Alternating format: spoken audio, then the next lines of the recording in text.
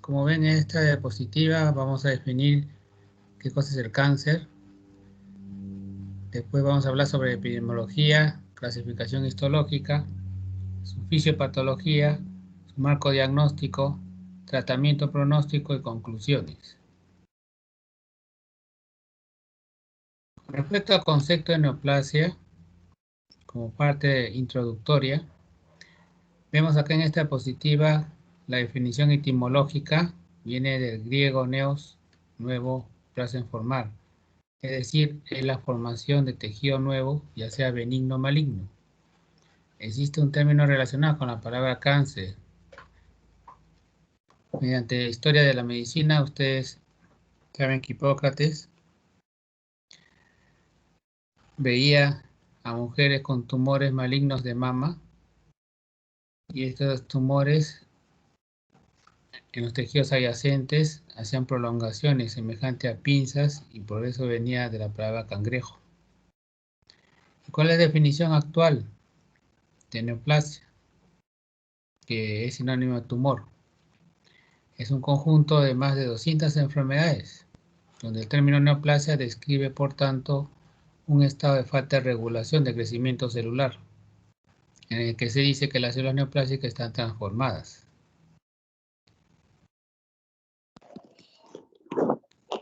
Respecto a la etiología, es producto de la multifactorialidad, pero estos factores múltiples se pueden reducir en dos, en factores endógenos, que a su vez, si existen mutaciones en células germinales, va a ser hereditario, pero como causa de cáncer 5%.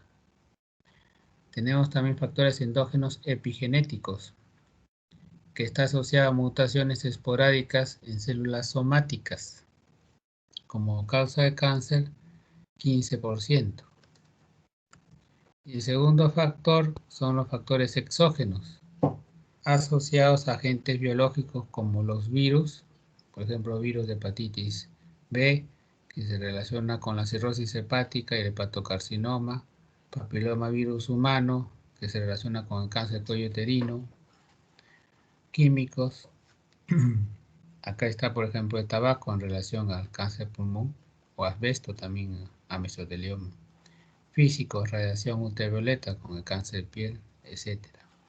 Y estos factores exógenos están asociados a mutaciones esporádicas en células somáticas.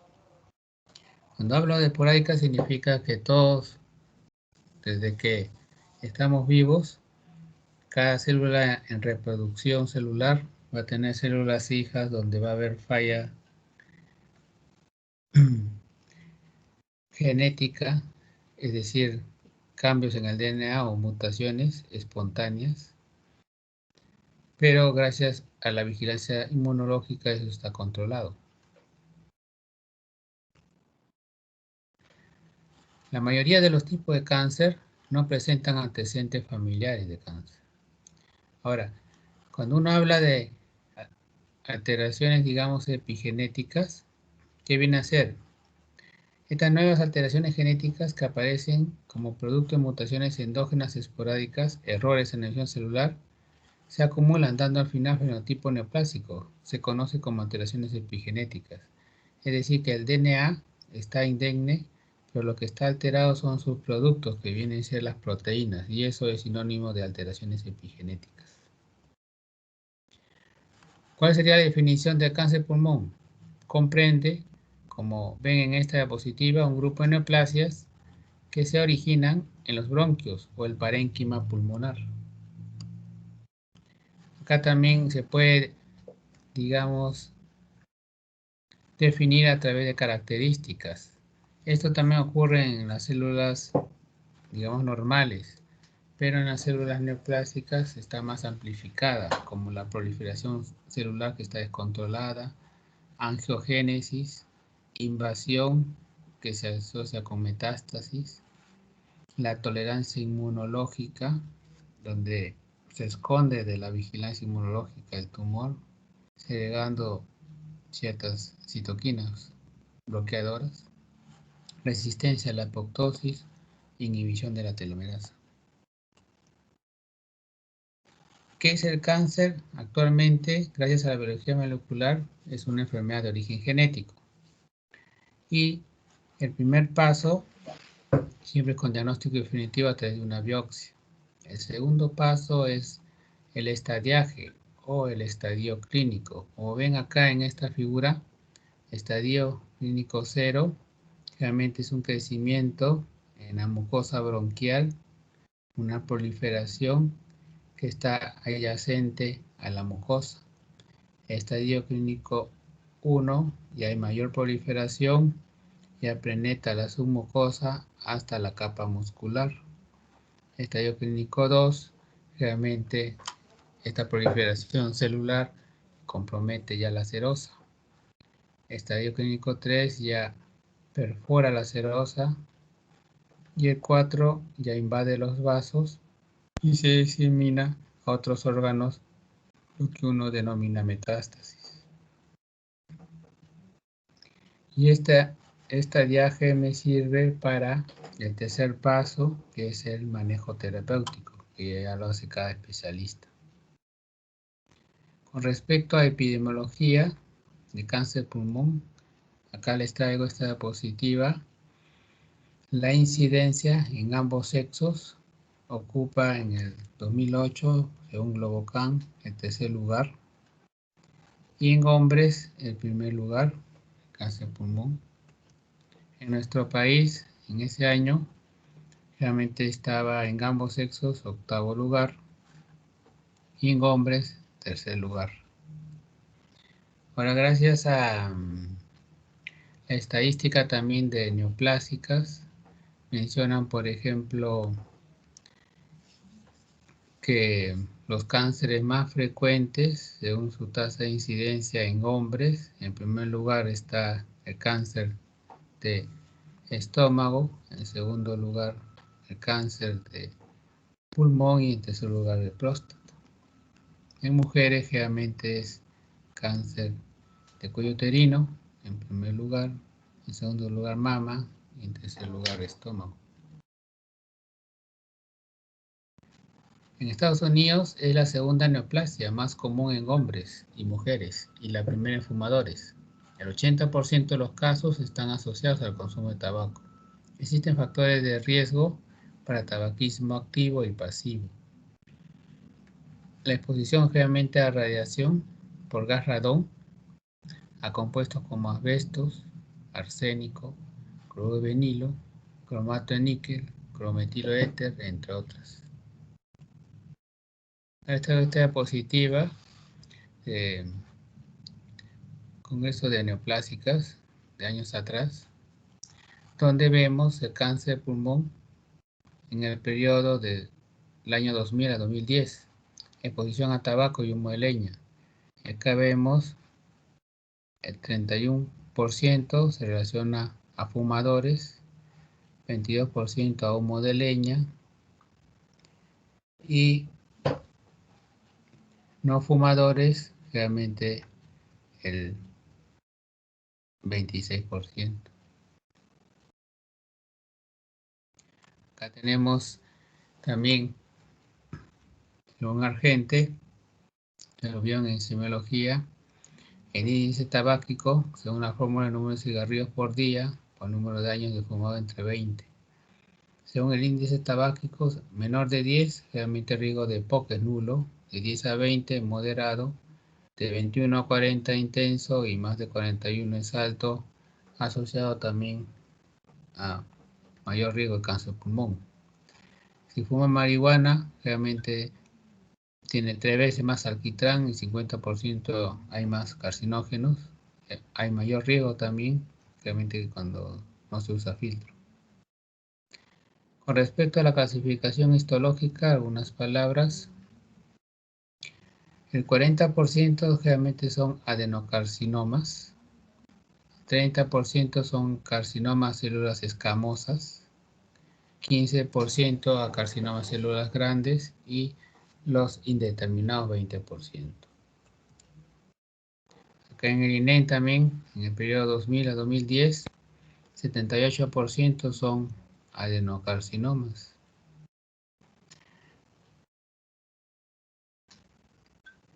el 6% a células escamosas, 14%, y otros 1%.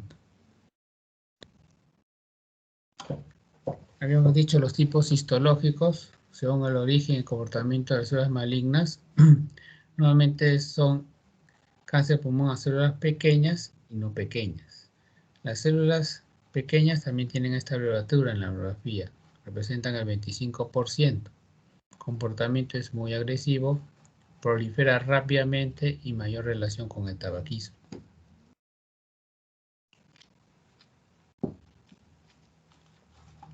El cáncer de pulmón en células no pequeñas representa el 75% y se divide, por ejemplo, en cáncer epidermoide o células escamosas, representa el 30% de los casos y se relaciona generalmente con el tabaco. El adenocarcinoma ocupa el primer lugar en frecuencia y es más común en no fumadores, generalmente en sexo femenino. Carcinomas indiferenciados es el 5% de los casos. Entre ellos tenemos el carcinoma de células grandes, que se puede originar en cualquier parte del pulmón y tiene pronóstico malo y se asocia también al tabaquismo. Existe un riesgo significativo de un segundo tumor primario. El 7% generalmente son sincrónicos y el 10% son metacrónicos. Sincrónico se define como la presencia de dos tumores al mismo tiempo o detectados en un intervalo muy corto, antes, digamos, del año. Metacrónicos es un segundo tumor que aparece después de un intervalo de tiempo de 12 meses a más. Ahora, la metástasis, generalmente por extensión directa, va a afectar a la pleura, vasos, ganglios, pared torácica. Por vía linfática, a ganglios bronquiales, ileales, mediastinales. Y por vía hematógena va a asociarse a metástasis, a hueso, suprarrenales, pues es importante en el estadiaje ciertos exámenes auxiliares como tomografía abdominal con contraste para ver las suprarrenales, hígado y cerebro. Respecto a la fisiopatología en cáncer de pulmón, realmente habíamos dicho que, como todo cáncer, es una enfermedad de origen genético. Y aunque el consumo de tabaco sigue siendo el principal factor de riesgo para el desarrollo de cáncer de pulmón, solo el 10% de los fumadores desarrollan cáncer de pulmón. Y estas, digamos, diferencias interindividuales es lo más importante, asociado a susceptibilidad modulada por factores genéticos, epigenéticos, van a jugar un papel importante en la carcinogénesis pulmonar. Y esta carcinogénesis están 3 genes involucrados. Los oncogenes, que derivan de los protooncogenes, que tiene que ver con la proliferación celular y cuando mutan se vuelven oncogénicos. Los genes supresores de tumores, que generalmente cuando mutan están inhibidos y ahí produce un desequilibrio que no hay freno para los protooncogenes. Y los reparadores de apoptosis de DNA. Cuando hay una alteración de estos tres es que va a haber mutaciones acumulativas y en un tiempo determinado va a producir la carcinogénesis. Acá les traigo esta diapositiva de mutaciones somáticas prevalentes en diferentes tipos de cáncer. Ven que de próstata generalmente hay casi mínimo mutaciones somáticas porque más se relaciona con el gen de receptores androgénicos. Pero en el pulmón sí hay regular mutaciones somáticas, tanto del escamoso como adenocarcinoma, y se parece bastante a cáncer de mama, tipo negativo o también el que sobreexpresa HER2 positivo.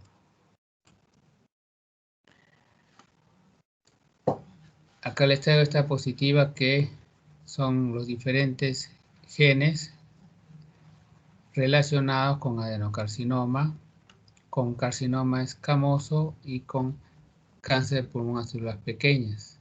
Y acá tenemos los genes comunes a ambos enfermedades y acá los genes comunes a ambas de 3 enfermedades. Aquí en el lado izquierdo vemos a una persona que no fuma, las mutaciones que ocurren en adenocarcinoma. Y generalmente cuando son fumadores hay muchas más mutaciones alteradas de estos genes. Unas palabras en cuanto a este oncogen, que es el factor de crecimiento epidermal que se ha encontrado en cáncer de pulmón y tiene mucha relación con los avances terapéuticos, es decir, con la terapia dirigida. Este oncogen, factor de crecimiento EGFR, es un tipo de tirosina quinasa, porque hay 20 familias de receptores quinasas.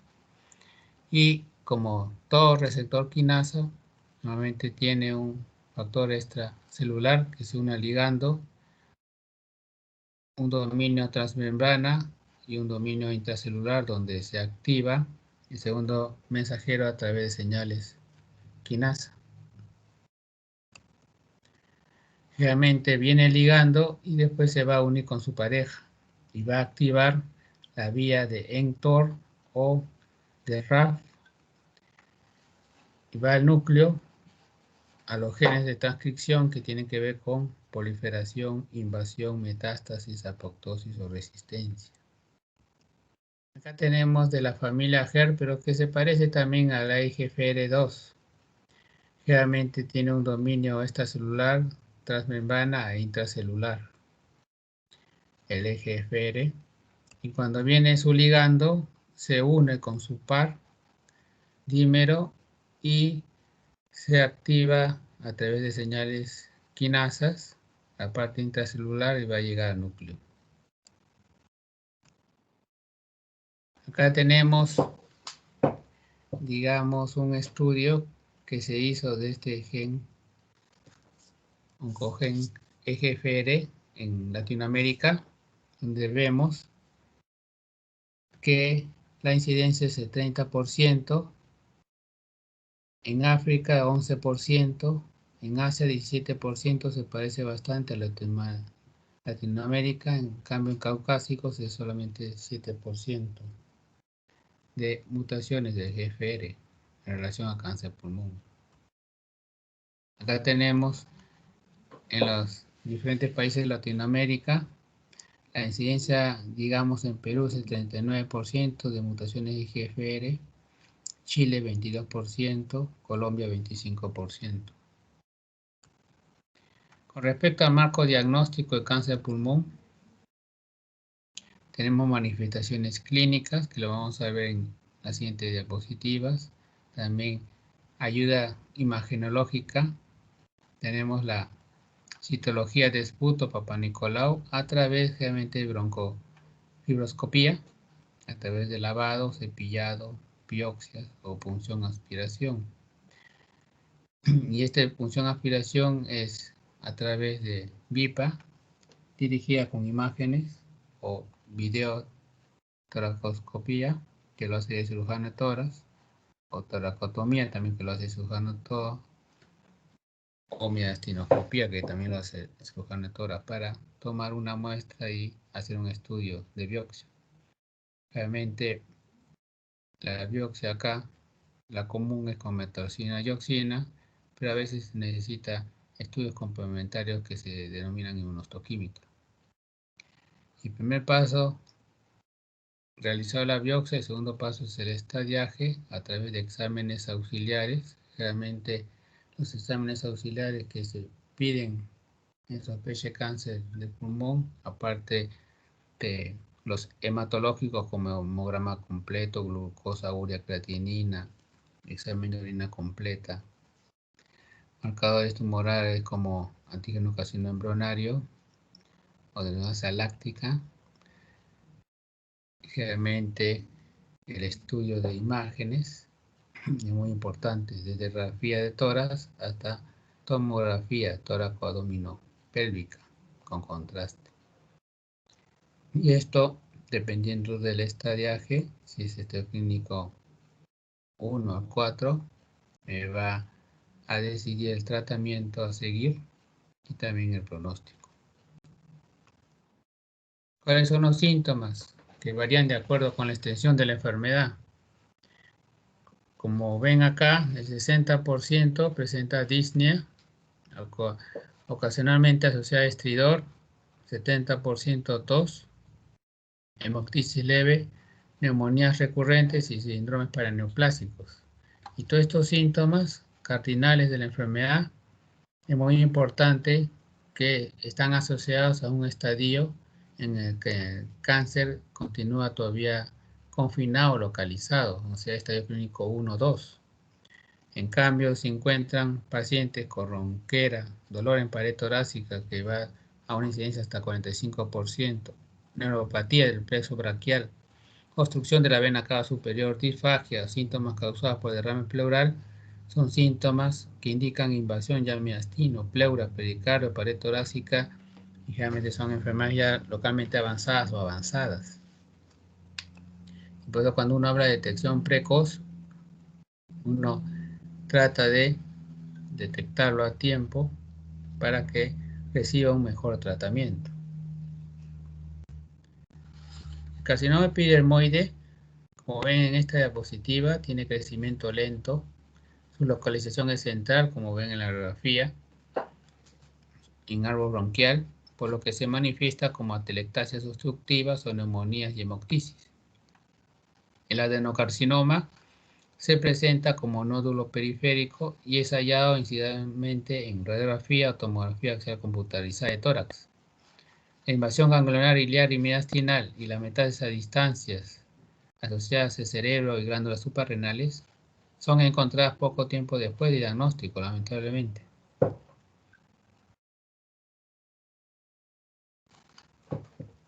Como ven en esta diapositiva, tenemos el tumor de Pancoast, que es un tumor en el vértice pulmonar que va a producir el síndrome de Horner por afectación del ganglio simpático cervical, donde uno encuentra miosis, ptosis palpebral, enostalmos y anhidrosis facial, ixelateral.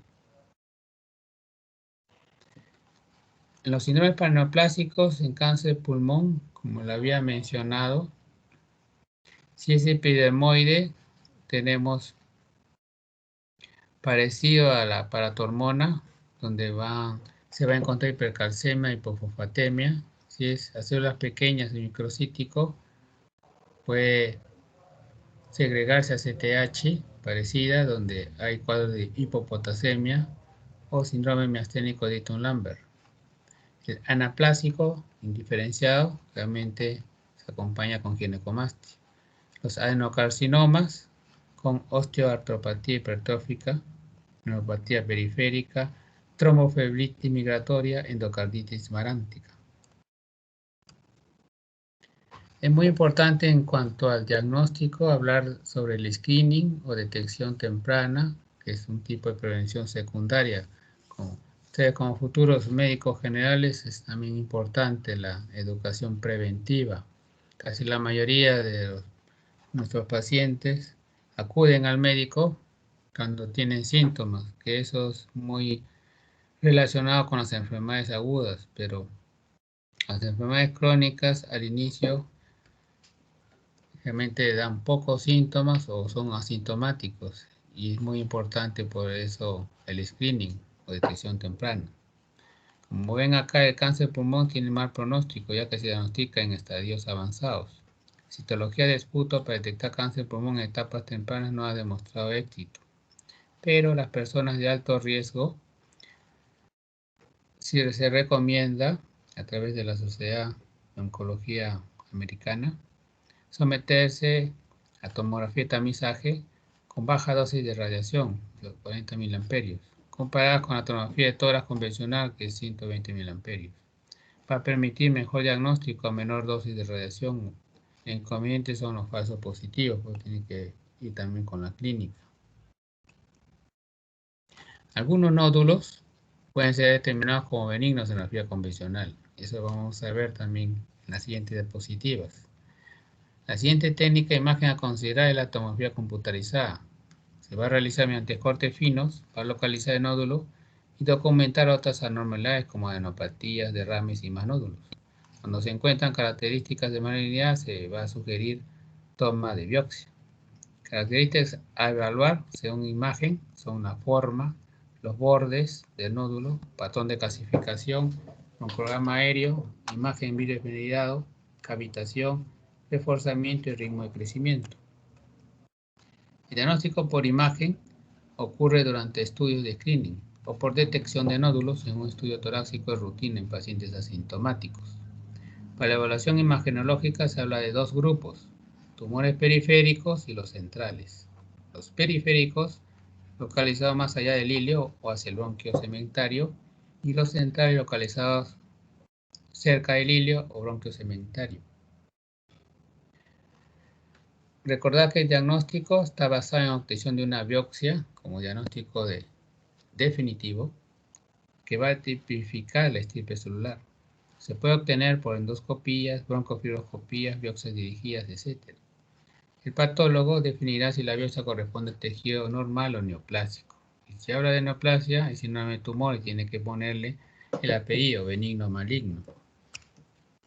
El patólogo definirá el diagnóstico a través de la morfología, es decir, con los colorantes convencionales de hematoxilina y eosina, a través del microscopio óptico, y a veces se requiere estudios adicionales que se denominan inmunohistoquímica o también estudios moleculares o genéticos. En los próximos años el diagnóstico no dependerá del patólogo, pues serán los estudios individualizados de material genético del individuo lo que nos tipifique el diagnóstico, y hay plataformas también genéticas al respecto.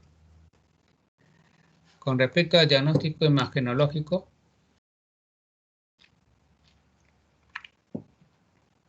vemos por ejemplo la forma del nódulo. Realmente presenta forma ovalada o esférica, excepto los tumores del ápex que simulan engrosamientos pleurales.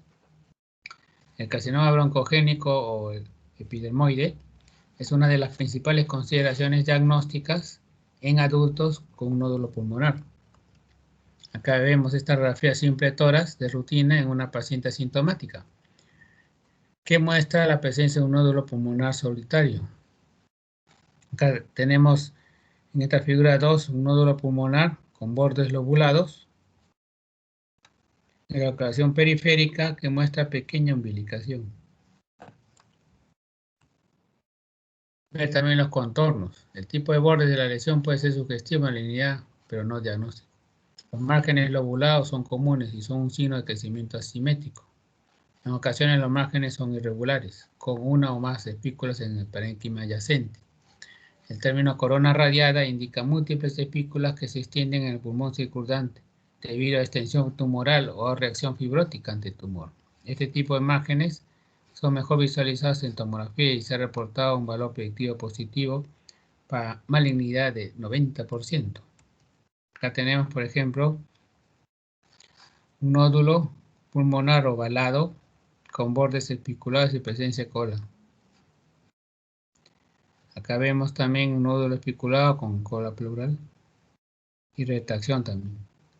Acá vemos un tumor central izquierdo con bordes espiculados y áreas en vídeos despulidos en la periferia. También tenemos que ver sus calcificaciones. Hasta el 13% de las neoplasias malignas del pulmón pueden tener calcificaciones, tanto el carcinoma de células pequeñas y de no pequeñas. Los patrones de calcificación que sugieren malignidad son el reticular, puntiforme, excéntrico y el amorfo. Acá tenemos patrones de calcificación en esta figura 4 que sugieren malignidad, mientras que este es puntiforme y generalmente el amorfo y excéntrico. Con respecto a la cavitación, puede presentarse en tumores de cualquier tamaño, benignos o malignos, por lo que no es factor confiable para predecir malignidad. Las cavidades son mejor evaluadas mediante tomografía, donde se demuestra aire, liquefacción o ambos. Es frecuente encontrar niveles hidroaéreos y fragmento necrótico del tumor. Broncograma aéreo y bronquiolograma se ve hasta el 30% de los tumores malignos pueden presentar estas características. Esta apariencia es causada por una reacción hemoplástica al tumor que distorsiona la vía aérea. Acá tenemos tumor espiculado con presencia de broncodema aéreo. La imagen en vídeo esmerilado puede encontrarse en entidades benignas y malignas. Por ejemplo, una entidad benigna como hiperplasia adenomatosa típica o malignas como carcinoma bronquioalveolar localizado y el adenocarcinoma deben ser sospechados al encontrar una opacidad nodular en vídeo de ilustrado que persiste en estudios subsecuentes. Acá tenemos en esta figura a la izquierda una opacidad nodular en vídeo despulido. Acá tenemos un nódulo sólido acompañado de imagen en vídeo despulido que podría sugerir diseminación lipídica. Con respecto al reforzamiento, menos de 15 unidades Helfis por tomografía es indicador de benignidad. Mayor de 15 unidades Helfis es probable que sea maligno. Sin embargo, hasta el 58% son malignos. Y el resto son lesiones inflamatorias con flujo sanguíneo elevado. ¿Ya? Esta evaluación no se sugiere de reforzamiento, no de los pequeños, es decir, menos de 1 centímetro, o lesiones cavitadas o con necrosis. Con respecto al ritmo de crecimiento, es el tiempo en el que un carcinoma duplica su volumen, es entre 1 y 18 meses. Los tumores primarios que crecen lento son probablemente carcinoma bronquioalveolar, tumor mucoepidermoide o carcinoma adenoide quístico. Si el tamaño permanece igual durante 2 años, me va a sugerir, digamos, benignidad. Unas palabras en cuanto a tumores centrales, signos cardinales por imagen, colapso y consolidación pulmonar.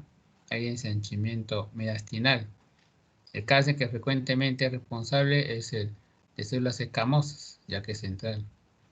Hay que definir la presencia o extensión de una masa central cuando existe atelectasia o consolidación posobstructiva o neumonías persistentes. Acá tenemos, por ejemplo, tumor central de gran tamaño sólido acompañado de derrame pleural. Y acá tenemos un tumor pulmonar central sólido, espiculado, con importante reforzamiento tras la administración de contrastes. Otras modalidades diagnósticas es a través de la broncoscopía, que es un importante recurso para estudios citopatológicos, permite establecer diagnóstico del estadio de la enfermedad a través del lavado, cepillado, biopsia endobronquial. Si son negativos, hay que hacer una biopsia transbronquial. Si es negativa, una biopsia con aguja para aspiración guiada por ecografía. Y generalmente nosotros usamos para, no tanto para diagnóstico, sino ya para seguimiento de los pacientes con cáncer, el PET, o tomografía por emisión de positrones. Con respecto a la primer paso, había dicho que es el diagnóstico definitivo a través de la biopsia, acompañado también de la sintomatología. Segundo paso es la estadificación, se hace a través de la tomografía, sea computarizada. Es la técnica de imagen más utilizada para cáncer de pulmón en células no pequeñas. La limitante principal de las tomografías es que solo se basa en criterios morfológicos. Está limitada para el diagnóstico de infiltración tumoral de los ganglios y detección de enfermedad post-tratamiento. Por eso acá viene, digamos, el PET scan. Esto es para conocimiento general. Esta clasificación de esta diaje en cáncer de pulmón está basado en el TNM. La última es de 2009. T, tamaño del tumor, N, ganglios comprometidos, MSI o no metástasis. T1 generalmente es hasta 1A, 2 centímetros, 1B hasta 2 centímetros y así sigue. Y generalmente el M1, que hay metástasis, se habla de M1A y el M1B en esta última clasificación. Acá ven ustedes el M1A, realmente va a incluir el derrame pleural o también metástasis a pulmón contralateral. Y cuando hay metástasis a distancia, recién es el M1B. Con la última clasificación. Se había dicho también que es importante, como conocimiento general, estudio de inmunohistoquímica. Por ejemplo, acá el estadio en esta diapositiva, el perfil inmunohistoquímico para diferenciar adenocarcinoma primario de pulmón, adenocarcinoma de colon y de próstata, con estos paneles inmunohistoquímicos. Ven, por ejemplo, si el TTF1 y si la citocreatina 7 sale positiva, la citocreatina 20 es negativa, me va a orientar a un adenocarcinoma primario de pulmón. El cambio de colon va a ser negativo a la citocreatina 7 y TTF1, positivo a citocreatina 20, también a CD2. De próstata va a ser negativo a citocreatina 7 y también a 20, y positivo a otros perfiles inmunohistoquímicos como el PSA o la tasa alcalina. Acá tenemos la diferenciación de adenocarcinoma versus mesotelioma. Ven que es positivo el adenocarcinoma para antígeno carcinoma embrionario, para el B72, el MO71. En cambio, el mesotelioma es negativo y es positivo al carretenina y citocreatina 5 y 6. También es importante que conozcan ustedes cuando encuentren por grafía simple tórax un nódulo solitario y por imágenes sospecho que puede ser, digamos, neoplásico o no neoplásico, así diagnósticos diferenciales, por ejemplo, con metástasis de otros primarios. Si es un nódulo solitario sospechoso de neoplasia en un hombre, podemos sospechar que puede ser metástasis de colon o de próstata. Si es de mujer, puede ser de mama, puede ser de estómago, cuello uterino. También pensar en procesos infecciosos como micosis, tuberculosis. En tercer lugar, pensar en procesos granulomatosos crónicos hereditarios. En cuarto lugar, pensar sarcoidosis pulmonar. Con respecto al tratamiento, está en función del estallaje e histología. Depende si es estadio clínico 1 localizado, si es 2 o todavía localizado, 3 ya es localmente avanzado y 4 realmente ya es avanzado por metástasis a distancia. Es así, por ejemplo, uno habla de cirugía, realmente hay una triada en convencional clásica en cáncer, que es cirugía, radioterapia y quimioterapia. Pero acá se ha avanzado con nuevos tratamientos que también le voy a hablar sobre inmunoterapia. Con respecto a la cirugía, está indicada para enfermedades localizadas, es decir, estadio clínico 1, 2. El tumor realmente resecable, es operable y hay que ver, digamos, su prequirúrgico de su función pulmonar. Hay que tener presente también complicaciones postoperatorias como el de tener tubo de tórax asociado con infecciones o complicaciones también de otro tipo. Igualmente la radioterapia está indicada para enfermedad localizada como tratamiento radical o curativo. Y enfermedad diseminada generalmente ya se habla de un tratamiento paliativo, es decir, para control de complicaciones. Si hay dolor, si hay sangrado, uno busca disminuir esa sintomatología por compresión también de la médula ósea o lesiones del sistema nervioso central. Y se realiza a través de planificación. Y también puede estar asociada con quimioterapia o sola, dependiendo del tipo de cáncer pulmón. Y la tercera rama es la quimioterapia, que es también mi área mía. Y acá nosotros usamos diferentes términos. Neoadyuvante, es decir, antes de la cirugía, para por ejemplo, estadio clínico 3A, se recomienda la neoadyuvancia. Adyuvancia es después de la cirugía. La paliativa en estadio clínico 4. También hay de mantenimiento y está basado con la droga de platino. Por ejemplo, la neoadyuvante, ante la cirugía, sus objetivos son disminuir el riesgo de metástasis, reducir el tamaño del tumor, comprueba también la quimiosensibilidad, predictor de supervivencia y aumenta la supervivencia global. Se usa con doblete platino. El adyuvante, después de la cirugía, su objetivo es prevenir las recaídas, aumenta la supervivencia, aunque el beneficio depende del estadio, también se usa doblete de platino. La paliativa, la quimioterapia paliativa, sus objetivos o indicaciones cuando existe metástasis de clínico 4, realmente va a controlar los síntomas, no va a prolongar la supervivencia, o muy poco, sobre todo la global. Varias líneas de tratamiento y se puede usar como tratamiento también en mantenimiento.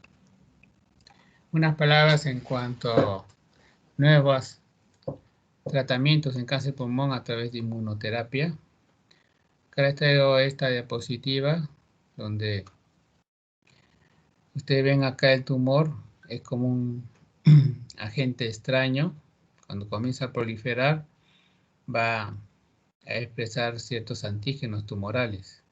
Va a venir la célula dendrítica para captar esos antígenos, lo procesa, lo lleva a nódulo linfático, donde lo presenta a las células T nativas. Y estas se van a activar y después van a salir para, digamos, combatir al tumor. Es, digamos, en una inmunidad normal, a través, por ejemplo, de la vigilancia inmunológica, porque se acuerda que yo les dije que a través de las mutaciones espontáneas o esporádicas como causa de cáncer es casi el 80%, todos nosotros producimos, pero gracias a la vigilancia inmunológica esto está controlado. Pero ya en los adultos mayores esto está envejecido y por eso es una explicación de encontrar mayor frecuencia también de cáncer. Cuando uno habla de inmunoterapia, la periférica, generalmente recordar que las células T van a interaccionar con las células dendríticas a través de estos receptores estimuladores y también hay receptores inhibitorios en forma normal. Y acá está relacionado al CTL4 como inhibitorio. Y cuando es inmunoterapia, digamos, en el entorno tumoral, el tumor va a interaccionar con las células T a través de estos receptores, receptor en el tumor de histocompatibilidad y receptor a células T, que generalmente son activadores, pero también tenemos bloqueadores a través de PD1, ¿ya? Que se encuentran en el tumor y se relacionan con las células T. Y esto cuando siempre en naturaleza siempre hay un equilibrio. Un equilibrio que esto se activa, pero después cuando ya se logra realizar la inmunidad que uno quiere, viene el freno. Pero este descubrimiento también es importante para terapias dirigidas, que lo vamos a ver posteriormente. Cuando uno habla de inmunoterapia, puede ser activa a través de vacunas y pasivas a través de anticuerpos monoclonales, que es lo que actualmente se está usando. Tenemos, por ejemplo, dianas moleculares. Primero se procesa la biopsia en pulmón, se busca la mutación en GFR para ver si hay mutación. Uno puede usar, por ejemplo, este medicamento Lotinib, que es por vía oral, es un inhibidor de la tirosina quinasa. Y también en el hospital lo tenemos y le cubre también seguro integral a los pacientes. Si hay translocación ALK, usamos estos medicamentos. Si hay mutación de Carras, usamos este medicamento, cetuximab. Si hay un inhibidor de factor de crecimiento endotelial, vamos a usar el bevacizumab. Y con respecto a la inmunoterapia, que también es un tipo de terapia dirigida de agentes biológicos, usamos anticuerpos que van a bloquear el receptor PD-1 como el nivolumab y anticuerpos contra PDL1 como el atezolizumab. Acá les traigo esta diapositiva. En el lado izquierdo superior, en forma normal, la interacción del tumor con las células T. Generalmente su antígeno de histocompatibilidad se va a unir al receptor a células T que, digamos, va a incentivar esta reacción. Y hay una actividad también inhibitoria freno a través del PDL1, que está en el tumor y también en las células T. Y cuando esto se activa, va a frenar la actividad a células T. ¿Qué hace, digamos, la terapia dirigida? Porque se ha visto de que esto en estos pacientes está sobreexpresado. Viene, por ejemplo, el anticuerpo PDL1 o atezolizumab y va a inhibir al factor inhibitorio. Y el resultado final va a haber una activación de estas células T a través de grancinas y perforinas y van a atacar al tumor. Los anticuerpos monoclonales también son más dirigidos, pero su efecto colateral es la hipersensibilidad que fisiopatológicamente por exceso, digamos, de reacción inmunológica. Uno tiene que monitorizarlo adecuadamente. Acá tenemos un algoritmo para conocimiento general. Importante el estudio molecular y actualmente el cáncer de pulmón y las opciones de tratamiento, sobre todo para carcinomas, estadio clínico 4 avanzados, de células no pequeñas. Realmente si no es escamoso, por ejemplo, adenocarcinoma, células grandes, y si es escamoso. Si en escamoso hay sospecha clínica, hay que hacer los estudios moleculares. Si me sale negativo, se le da quimioterapia. Y estos estudios moleculares es primeramente determinar las mutaciones de EGFR a través de inmunohistoquímica.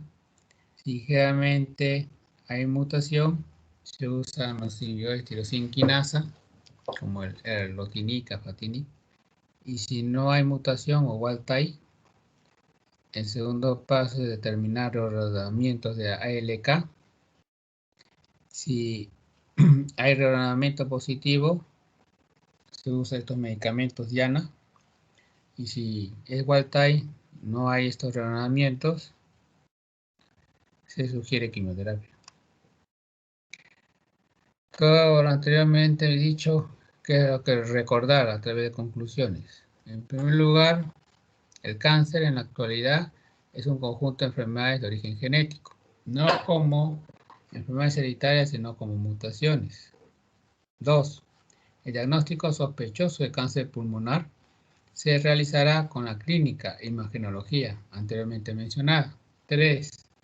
El diagnóstico definitivo en cáncer pulmón se va a realizar con la biopsia respectiva, según localización de la lesión tumoral. 4. Son 3 pasos a considerar en el manejo de cáncer. El diagnóstico definitivo a través de la biopsia, el estadiaje a través del TNM, y esto me va a determinar también el tratamiento. Localmente avanzado, obviamente cirugía o radioterapia, y avanzado, obviamente ya quimioterapia con terapia dirigida. También recordar el screening o tamizaje para detección precoz. Realmente, si yo tengo 2 o más criterios, puedo aplicar el screening. ¿Cuáles son? Pacientes que tienen entre 55 y 74 años, más tener síntomas generales o respiratorios persistentes más de 15 a 30 días, como tos, baja de peso, dolor torácico, o haber fumado al menos 30 días al año, o fumar actualmente, o haber dejado de fumar en los últimos 15 años, o tener antecedentes de enfermedad de cáncer pulmonar. Para todo esto, ya se recomienda un estadiaje con tomografía serial computarizada de baja dosis. También recordar que existen 2 tipos de cáncer pulmón. Células no pequeñas, de su abreviatura, que es el más común, y de células pequeñas, que conforman solamente el 20%. Estas células no pequeñas, que pueden ser adenocarcinomas, carcinoma escamoso, hiperemoides, células grandes. El segundo paso es su estadiaje a través de TNM, estadio clínico 1, 2, son las enfermedades localizadas, 3 localmente avanzada y 4 avanzada.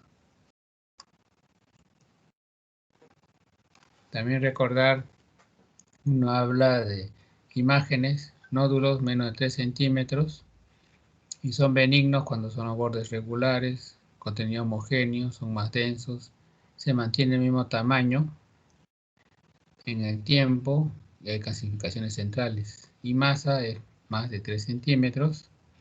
Realmente los bordes son irregulares, me orientan más a malignos. Contenido heterogéneo, crece rápidamente en el tiempo y hay calcificaciones más periféricas. A sospechar. Acá les traigo, por ejemplo, en cuanto a estadificación, el PEC proporciona información funcional, identifica células activas metabólicamente y utilizada en la evaluación de pacientes oncológicos, más su seguimiento, no tanto diagnóstico. El trazador más utilizado es la fluorodesoxiglucosa, tiene alta sensibilidad para identificar metástasis ganglionares y a distancia. Base para estratificación de cáncer de pulmón es el sistema TNM. Recordar que pacientes con estadio clínico 1A, 1B, 2A hasta 2B se pueden beneficiar de radiación quirúrgica. En cambio, pacientes en estadio clínico 3A con tratamiento neoadyuvante y 3B y 4 realmente ya no cuentan con criterios quirúrgicos, realmente es tratamiento paliativo, dependiendo su estado general del paciente, se indicará un tratamiento de ataque de quimioterapia paliativa o sintomático, propiamente dicho. Acá en esta diapositiva ven, según el estudio clínico, la supervivencia a 1 año y a 5 años relacionado a su pronóstico. 1A, 1B, a 1 año llega a 91%, 72%. En cambio, este clínico 4, 20% nomás a 1 año. A 5 años, realmente el 1A, 1B, 50, 43%. A 5 años el 4 solamente llega a 2%. Esas son las referencias bibliográficas. Acá terminamos.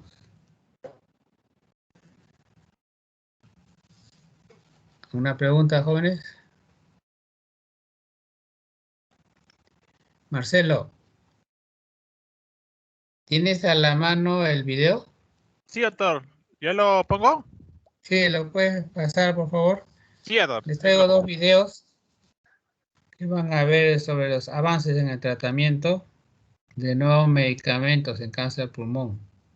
Uno es contra el factor de crecimiento endotelial, el bevacizumab, y el otro es contra el EGFR, que es Erbitux, se llama. ¿La puedes pasar, por favor, Marcelo? Sí, doctor, ya te lo pongo.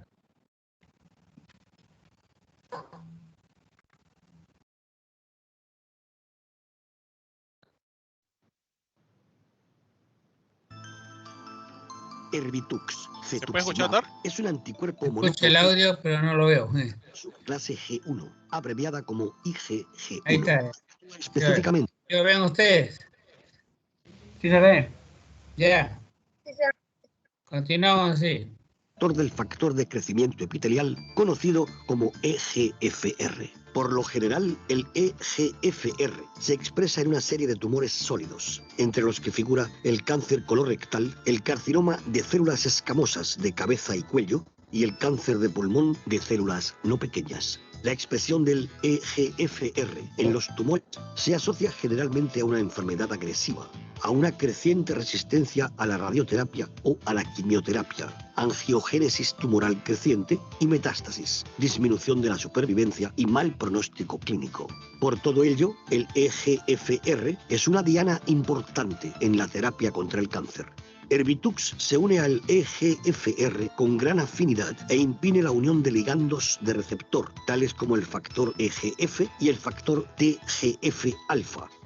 La acción bloqueadora del EGFR, conseguida gracias a Erbitux, inhibe la proliferación celular, la angiogénesis y las metástasis. Asimismo, favorece la apoptosis y la diferenciación de células tumorales.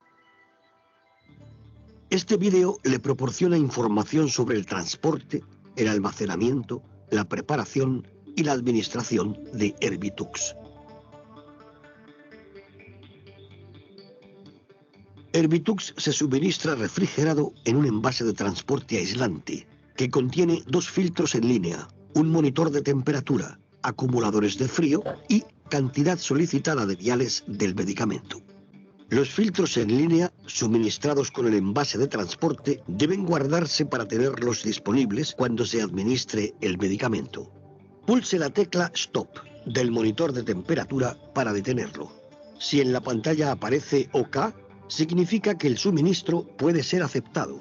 Si en la pantalla aparece Alarm, las condiciones de suministro no cumplen las especificaciones y no se debe usar este suministro de Erbitux.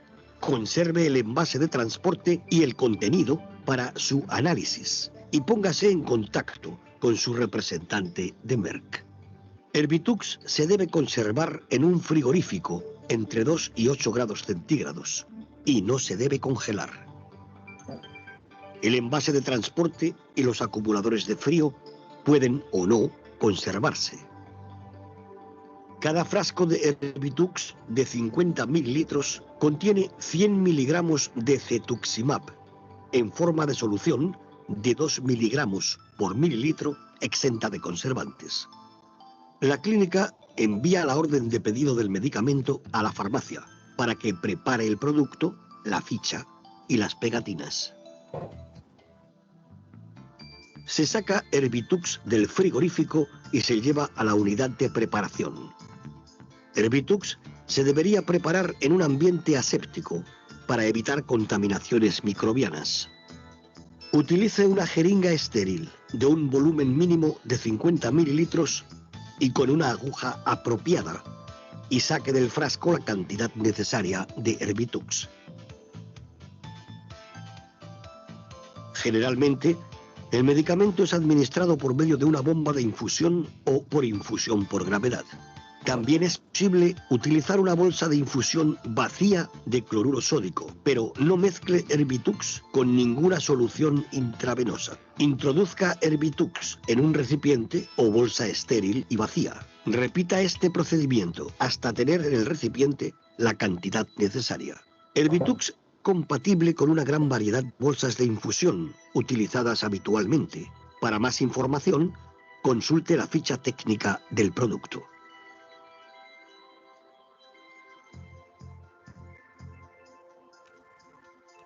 Si no se va a administrar la infusión inmediatamente, el tiempo de almacenamiento en la bolsa de infusión es responsabilidad del usuario. No obstante, como orientación, Erbitux ha mostrado buena estabilidad física y química durante 20 horas a una temperatura de 25 grados centígrados.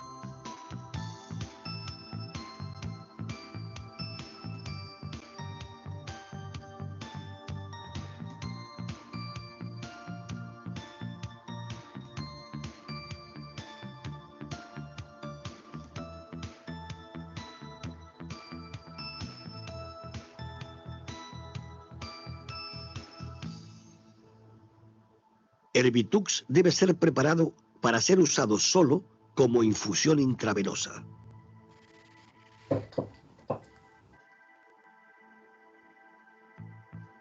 La solución de Erbitux puede contener partículas visibles del producto. Estas partículas no afectan la calidad del mismo. No obstante, es obligatorio retirar estas partículas antes de administrar la infusión.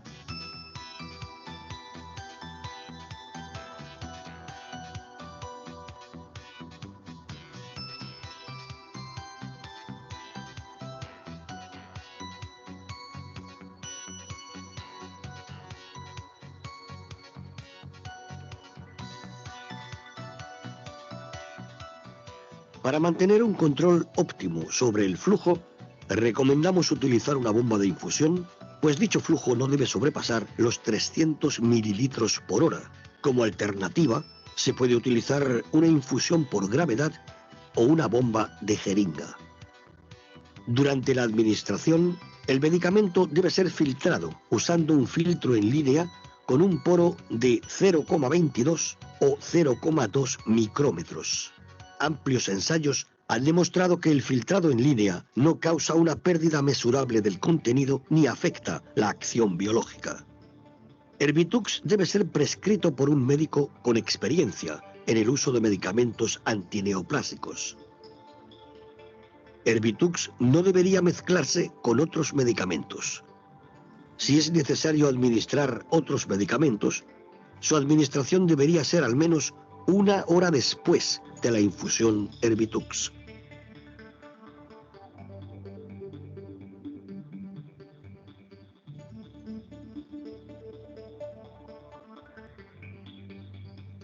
En la dosis inicial, Erbitux se administra a razón de 400 miligramos por metro cuadrado de superficie corporal durante 120 minutos.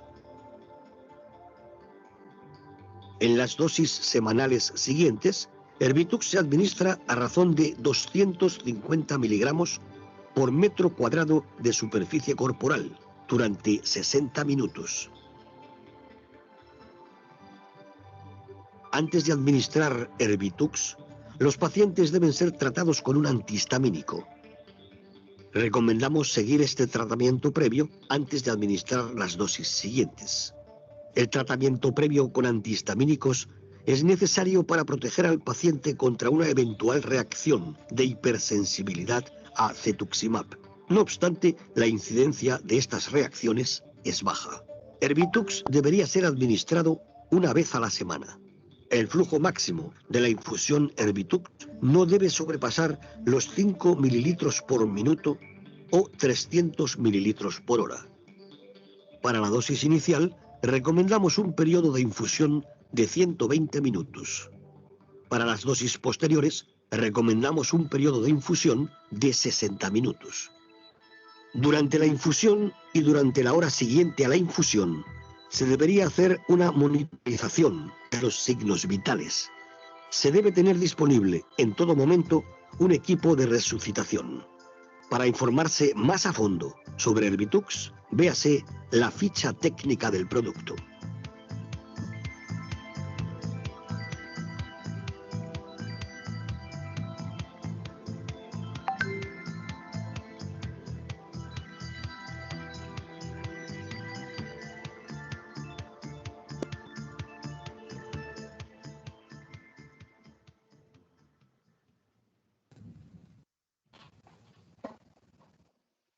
Marcelo, finalmente puedes pasar el segundo video, que lo tienes en la mano.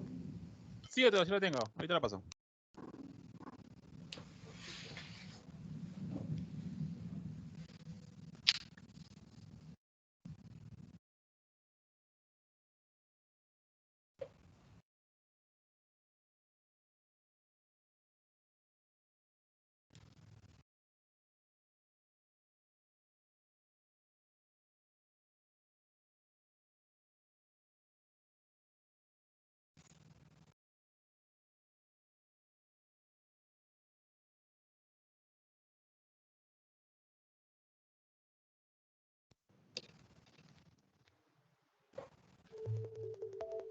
¿Se ve y se escucha, doctor? Se ve y se escucha bien. Ya, doctor.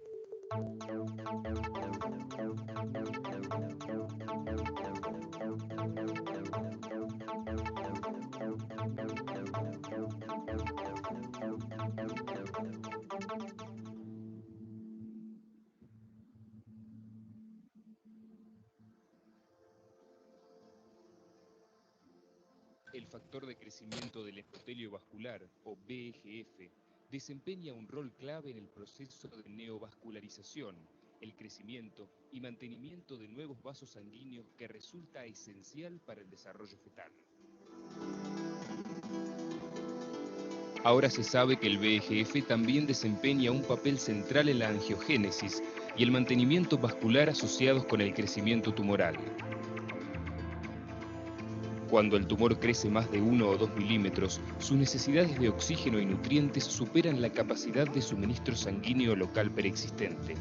La hipoxia tumoral induce la activación de HIF-1-alfa, oncogenes y otros factores de crecimiento celular proangiogénicos que estimulan la expresión de VEGF. El VEGF secretado por el tumor se une a receptores específicos en las células del endotelio vascular, ya sea el receptor 1 o el receptor 2 de VEGF, iniciando cascadas de señalización intracelular y estimulando el desarrollo y crecimiento de nuevos vasos que aportan el oxígeno y nutrientes necesarios para el crecimiento tumoral.